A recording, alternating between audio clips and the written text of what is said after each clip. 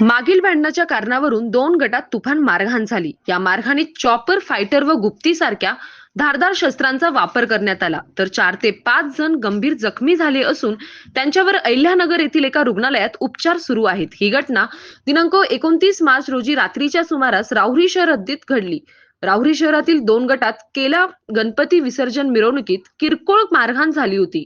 तो मागील भांडणाचा राग मनात धरून दिनांक 29 मार्च 2026 रोजी रात्री 11 दरम्यान त्या दोन गटात पुन्हा वाद उफाळून आला. दोन गट समोरासमोर आले आणि एकमेकांवर तुटून पडले.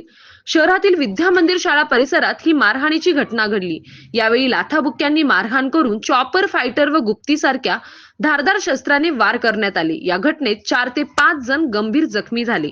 त्यांना तातडीने अहिल्यानगर येथील रुग्णालयात हलवण्यात आले. या मारहाणीत दोन्ही गटातील 5 ते 6 तरुण गंभीर जखमी झाले असून त्यांच्यावर अहिल्यानगर येथील रुग्णालयात उपचार सुरू आहेत.